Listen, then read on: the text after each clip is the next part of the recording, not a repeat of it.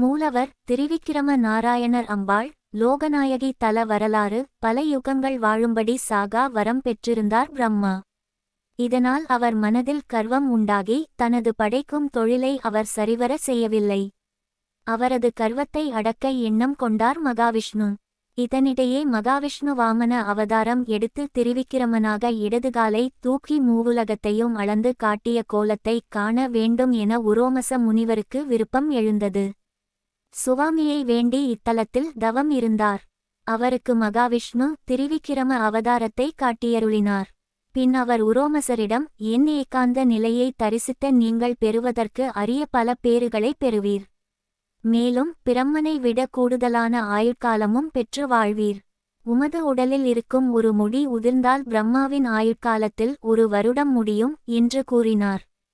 சூட்சுமமாக மகாவிஷ்ணு தன் ஆயுளை குறைத்ததை அறிந்த பிரம்மா தன் கர்வம் அழிய பெற்றார்.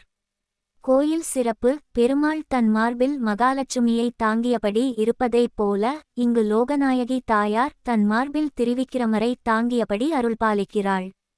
ஒரு கால் ஊன்றி மற்றொரு காலை தூக்கி நின்று கொண்டிருப்பதால் சுவாமியின் பாதம் வலித்து விடாமல் இருக்க அவரை இத்தலத்தில் மகாலட்சுமி தாங்குகிறாள். எனவே அவள் தன் மார்பில் சுவாமி பதக்கத்தை அணிந்திருக்கிறாள். இந்த தரிசனம் விசேஷமானது. கிழக்கு நோக்கி 3 நிலை ராஜகோபுரத்துடன் அமைந்துள்ள இக்கோயில் திருமங்கையாழ்வாரால் மங்களாசாசனம் செய்யப்பட்டுள்ளது. பணிகளில் சிறக்க, பதவி உயர்வு பெற, ஆயுள் விருத்தி பெற இங்கு வழிபடலாம்.